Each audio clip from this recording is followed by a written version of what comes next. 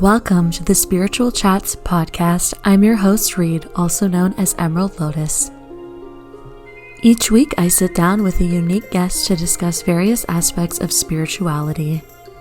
Each guest is a master in their specific niche. Not only will they share their wisdom with us, but we'll also get a chance to know some of our favorite creators a little bit better.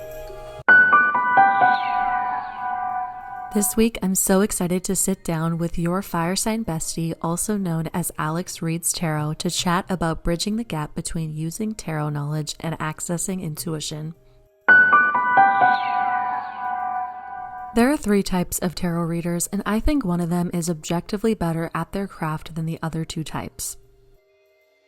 The first type is those who can read tarot cards based strictly on memorizing the 78 card meanings. These readers have a consistent, specific, and traditional understanding of the tarot system. This knowledge offers an impressive depth of understanding and the ability to reference relevant symbols, facts, and intellectual nuances within their readings, which can add great value. However, their messages are often straight from a guidebook, they can lack personalization and the magic that resides within the tarot. The second type are tarot readers who don't know anything about the traditional symbols and who strictly read intuitively. While these readers can pick up highly specific and modern messages by receiving messages directly through channeling, they do lack the trustworthiness of being a tarot reader when they don't have any knowledge of the system itself. Then we come to the third type, the tarot readers who are balanced and harmonized in their ability to both understand the traditional teachings of tarot, but also channel their messages intuitively. Tarot is a juggling act. It takes time and effort to memorize and gain wisdom about the traditional symbolism. Genuinely learning the traditional symbolism within the tarot could be a full-time job. Learning about the esoteric and arcane teachings goes so far. But as I hear from many listeners, the real challenge for them comes from being able to listen and decipher messages from their intuition. And I agree, using your intuition is challenging. Some people are blessed with an ability to listen to their intuition without much thought or effort. But for most of us, it requires practice. Intuition is like a muscle that needs to be worked out in the gym. The more you work on it, practice, perfect it, the easier it becomes to listen to that voice. When I first saw today's guest on my TikTok For You page, I instantly knew we had a tarot reader who is the third type. Someone who is skilled at understanding the basics of tarot, but who also has incredible skill at listening to their intuition. And I'm not the only person who was drawn to Alex because she has amassed over 500,000 followers on the platform with over 30 million likes on her videos. Welcome, Alex. I'm so glad to have you joining me today to chat about all things tarot and intuition. Thank you. It's very nice for you to have me on. I'm very, very excited. As I mentioned, you are such a wonderful, intuitive reader. So where do you receive messages from? And how did you find that voice? Well, I believe that I've always had access to it. I remember being very, very little and always feeling as though I had a feeling of being in tune with something more, something bigger than myself, something sort of unexplainable. My favorite TV shows growing up were things like Sabrina the Teenage Witch and anything magical like Harry Potter, and there was always that side of myself that felt that that was real, that that was true, that there was a place inside of me that felt a connection, a familiarity, an understanding. And for me, I think it's always stemmed from when I was younger, understanding that I didn't connect with people in a basic way. I never understood where other people came from. I always felt quite alien, quite different from other people. And when I started reading tarot, which was back in April of 2020 during the pandemic, I felt like I was in a place within myself where I was ready. I was ready to tap into that space within myself of deeper understanding, of feeling as though there was something more expansive that could be channeled through myself. And really how I've connected with it is through simply being open to understanding that there is something bigger than just myself, bigger than just my human arrogance, that I can understand it all just by, just by being me, just by tapping into the cards and tuning into that side of myself. It's been really interesting to explore that and actually see that there is something bigger than myself, but at the same time that it is also a reflection of me as well. So I feel like I've connected to my higher self just through meditation, through the cards, and through also just being open and surrendering enough to the fact that I'm never going to know it all, no matter how much I read the cards. And that's why I always get surprised through my own intuitive downloads, through the readings that I do, and with how I connect with the collective in that way as well. Beautiful. I love everything you've said here, and I resonate with so much of it. I mean, from growing up and feeling a little bit alien, but knowing that there is something out there that you connect to that maybe isn't the mainstream, but resonating with things like Sabrina the Teenage Witch or Harry Potter. I think so many people who listen will resonate with that because, we're all kind of like the little weirdos here, if you know what I mean. We all kind of resonate with that energy. I can't believe you've only been reading tarot for 4 years. Yeah, it's always surprised people when I tell them that it's never been something that I've been introduced to when I was younger. I mean, I am the first person in my entire family lineage who has read the cards, who has delved into the more spiritual path. It's only through myself having read the cards and now doing it professionally for the collective and for clients that I I think inadvertently I triggered my mum's spiritual path in that sense. She'd already been on a more spiritual path with reading The Power of Now a few years prior, but in terms of myself reading the cards, she's now reading the cards for herself as well. And so I think it's quite nice that to me, I'm always a big believer that you don't have to have any kind of witchy lineage, any roots in any kind of spirituality. You could be anybody from any background and read the cards. I'm a big believer of that because they are a tool for anyone and everyone to use, and it's just really, really beautiful, no matter who you are, to tap into that side of yourself at any given time. I love that. And it's such a good message because, we do hear people that are fourth generation, fifth generation witch, and sometimes it can feel like, well, I'm not that, so maybe I don't have a place in this space. And I love that you are obviously proving that very, very wrong because you are so skilled at what you do. And I don't say that to everybody, but your readings truly are. You always hit the nail on the head. Whenever you're coming across my For You page, I'm always like, Alex has messages for me today because you're just so amazing. And like I said, both reading the cards, but also great at picking up intuitive messages. Because sometimes you say something and I'm like, girl, how did you even get there?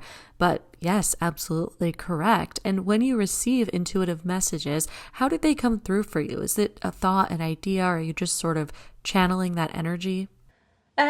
I would say it's a feeling. I've always been a big believer that everything is energy. A lot of people, more people than I think that they know and that they are aware of, are blessed with the ability to almost physically see energy. I myself tend to feel when I'm doing a reading, I can get a lot of tingling sensations throughout my body. It's why it's a lot of readers, especially on TikTok, say when they're reading that they're getting full body chills. It's that passing through of a very, very intense energy when they're channeling, when they're getting that download through for a message for the collective. And I myself have had a lot of very weird, wacky, profound experiences when I'm doing readings for the collective, as well as for myself and for clients in private, that shock me and make me realize that there are, like I was saying before, that there are forces, that there are energies out there in the universe that I still don't know that much about, but I'm open and willing to channel and to see what comes through. But for me, it's just this feeling of, I know that there's something here. It's just that inner knowing, that place within myself where I know that something needs to come through, and I just simply go, okay, universe, let's see what comes through. I pull the cards, and then lo and behold, it will always be something that you need to hear. Um, Typically, it's never something overly magical. I'll be folding up laundry, or I'll be tidying my room, or I'll be out on a walk, and the universe is just saying, right, it's go time, you need to get your cards. It's just this inner feeling. It's not, as I always make a little bit of a joke out of it sarcastically, it's not about crystal balls for me and eyes rolling into the back of my head. It's very day to day normal stuff. And that's why for me, tarot and any kind of divination, any kind of being in tune with your higher self and with the universe, isn't anything as overly magical as maybe people want to believe it is. It really can be sometimes, but that's why my message has always been it's here for everybody. It's accessible. The way in which I read and the way in which I connect with people, it is for everybody. And there's no limitation to your connection with tarot. It's what you make it. Absolutely. So, the way that you are receiving your energy, and a great tip that you're telling for our audience is really just to allow yourself that space to be open. I think a lot of people are scared of receiving messages. I know there's, of course, a lot of negative stereotypes about witchcraft or the occult or mediumship messages, whatever it may be. But for you, you're just open to whatever comes through. There's a message or there's some sort of inkling that you need to go to your tarot cards and explore whatever that inkling is kind of what you're saying. 100%. I mean, my tagline on my Etsy shop and for my brand really, that is Alex Reads Tarot, because that's how people know me now. It's not just Alex, it's Alex Reads Tarot. It's that witchy woman on my For You page. My tagline is explore your story. Tarot is about exploration. It's about gaining insight. It's as big or as small, as impactful and as meaningful as you want it to be. And with anything in this universe, it's about how open you are to receiving the guidance, to appreciating it, to being open enough to actually gain the insight that the universe is trying to send you.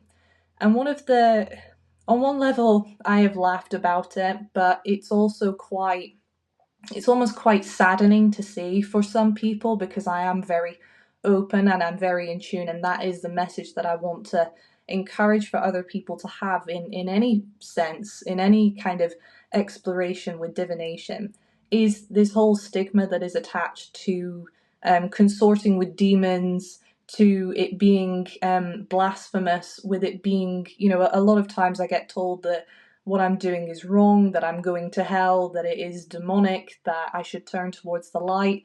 And for me, that is entirely up to that individual's perspective. But for me, I think it's quite saddening to see certain people closing down a side of themselves that they could be exploring out of really what it is. It's fear. It's a fear of having their belief system challenged. And I think it's a good thing to have your beliefs challenged. It's good to introduce yourself to new possibilities, to realizing, like I've said before, that you don't know it all. I don't have all the answers. I can read the cards and interpret it, but it's how you use the information. And that's why I think it's really key to start to break down those stigmas. I think that is actually one of the best keys for being a great intuitive reader, is being open to having your beliefs challenged. I see that with a lot of people that don't necessarily follow their intuition, but that will read cards. They'll say what they think they're supposed to say, or say what they've been taught, this narrative that they believe, that they've had for a long time. But then you have people that are really open intuitively. They're open to facing something that might scare them or challenge something that they didn't even think they believed. But now they've said it and they're like, wait, that might be a good idea here that I just challenged. That might be something I channeled out of nowhere. And I think that, yes, this kind of closed-minded belief and fear that is rooted in what we've been taught or what we already know can really hold people back from being able to listen to intuitive messages. So how do you keep learning and keep improving your tarot skills? I would say one of my biggest tools is personal development. I don't feel as though this is my own personal opinion, and as I've said before, it's open to being shifted. I'm always very, very open to seeing things different ways. But to me, the sign of a good reader, the sign of even a good therapist, a good counselor, a good guide, whether spiritual or more generically speaking, is someone who works on their own personal development. I don't believe that it is healthy for anybody to be giving advice that they are not taking on board themselves, because then it's not coming from as authentic a place. It can be very well intentioned, but for me, one of my biggest tools has always been about reading personal development books and reading self-help and guidance books. For example, reading You Can Heal Your Life by Louise Hay, reading The Power of Now by Eckhart Tolle.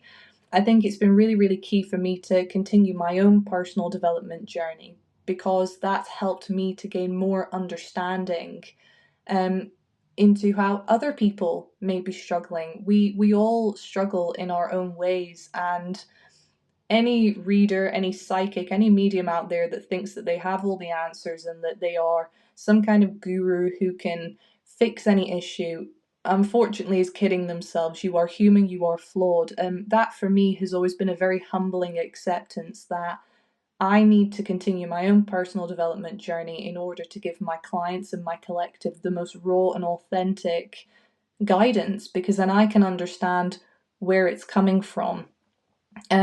Otherwise than that, I would say that I do revisit quite often actually. The more generic and general meanings of the cards, whether it's through online forums, whether it is through books that I read. I think it's always great to tap back into the basic meanings and the basic understandings of the cards, because then you can appreciate the real humdrum nature of them, the basic understanding. Because as intuitive as we can get as readers, it's also really important not to go straying too far into then losing the actual meaning of the cards. But then at the same time, I then do tune into my intuitive side by looking into meanings for symbolism.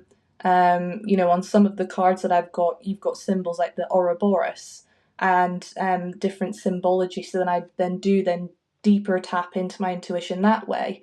But I think for me, it's always been about realness. It's always been about finding balance as well between the generic meanings and the intuitive sides of the cards. So for me, it's mainly, I would say it's almost, for a tarot analogy, I would say it's Page of Swords energy. It's about being open to learning. It's about being open to researching more than what you know, being curious, being open-minded, but at the same time not straying too far into any of them and forgetting to find that balance. I completely agree with the Page of Swords analogy. That's exactly it. Very smart. You really do have to have this balance of being able to listen to your intuitive abilities, go down that path while not losing the traditional sense of the tarot and, what it is that it's trying to tell you. And I love what you said about continuing to expand on your own spiritual journey and the importance of that for your ability to read for others. It really made me think of that quote that's like, you can only meet others as deeply as you've met yourself. And I think that's true for tarot readers or any intuitive reader. It's very hard to give people deep, meaningful advice when you've never even thought of these things or these thoughts have never even crossed your mind. It's a lot harder to receive those downloads because it's something you've never even thought of. So if you've kind of explored and gone to these depths within yourself, it's a lot easier to then pick up those messages later for other people.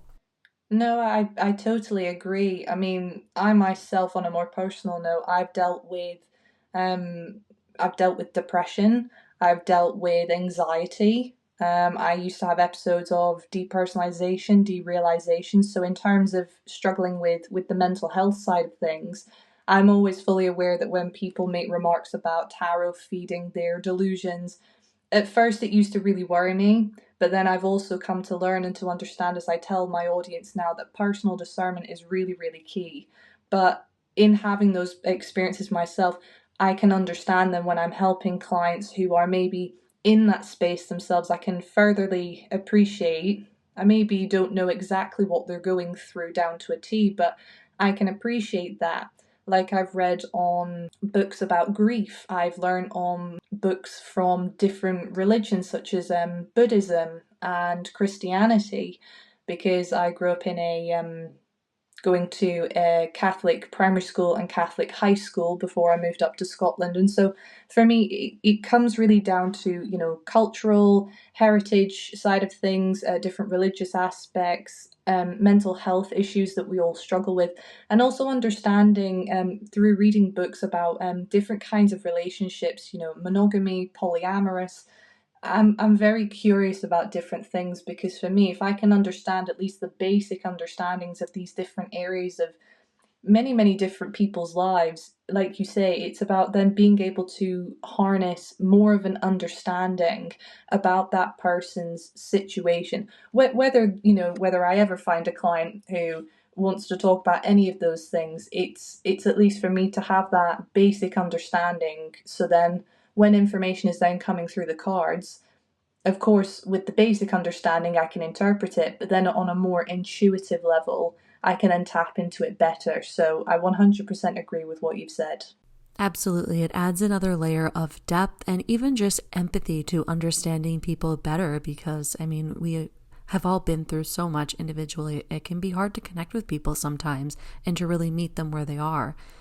And as someone myself who suffers from depression and anxiety, I am so curious because I find it incredibly overwhelming to stay consistent and put myself out there online. You are one of the most consistent creators who does like 24-hour tarot readings. You post them daily for the collective. So how do you get that kind of momentum and capacity to be posting these 24-hour tarot readings every single day?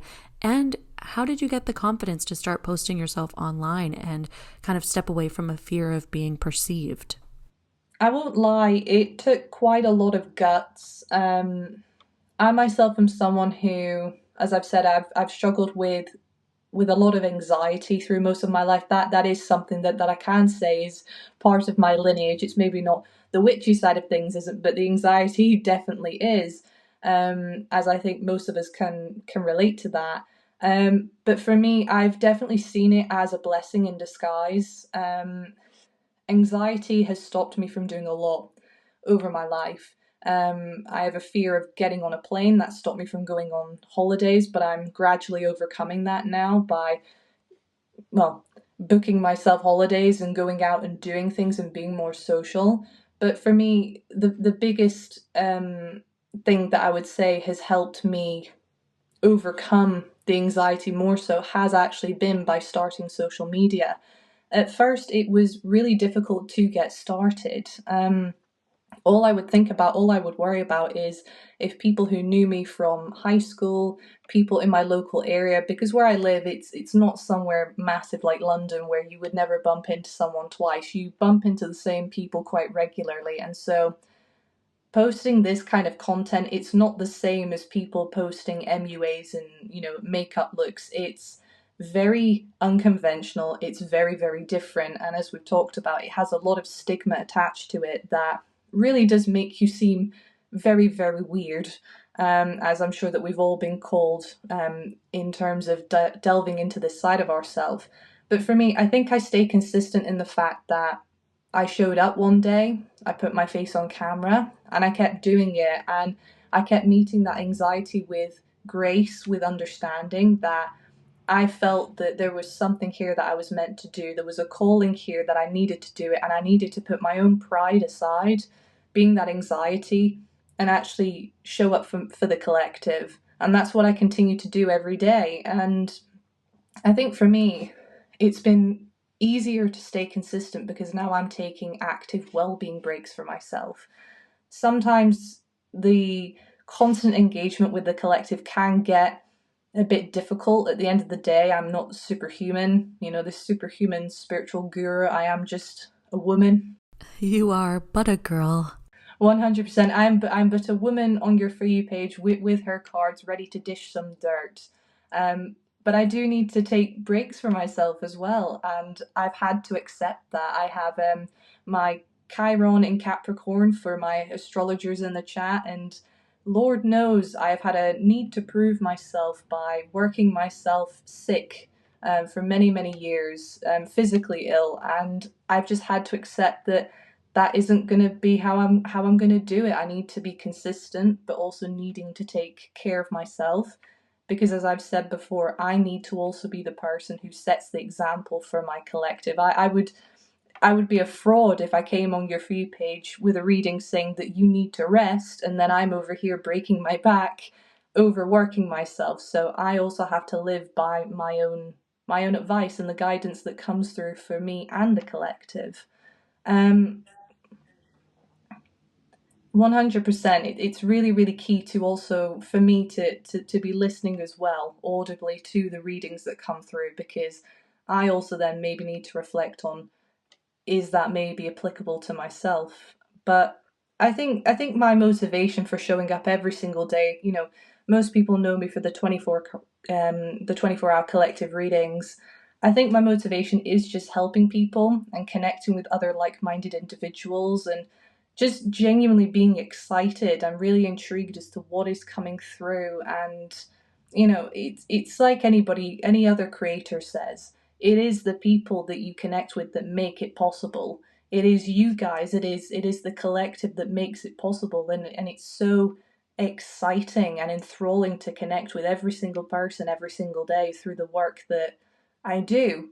And that really is my motivation, and I think it always will be. Well, as someone who is part of your collective, I 100% appreciate it. I love seeing you on my feed, and one thing we've learned about you through this chat is that you are a very balanced reader in your ability to both read the cards and tap into your intuition, but I also love to hear that you're keeping balanced in doing so much for the collective, but also making sure that you are taking time for yourself. And it makes sense that you're able to continue showing up because you're taking that self-care and taking care of yourself. So that enables you to show up to the collective and have that balance and harmony. And I am very appreciative of you and the content you put out, and I know that so many people are as well. So where can our audience find you online? You said you offer readings. Can you plug some of your content so people can find you? Yes, well, the main place to find me is over on TikTok. My handle is Your Fire Sign Bestie, or you can just search in the search bar Alex Reads Tarot. That's READS, as in reading a book, not the surname.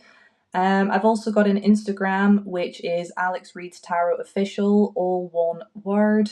And then for booking sessions with me over on Etsy, you can just search in there Alex Reads Tarot as well. It's all the same handle, so then it's just consistent and easy to find. So if you do want to have some light shed on any situation and face the truth, no matter how difficult it may be to stomach, but we'll do it, hand in hand and with care and compassion together, then I hope to be reading for you soon.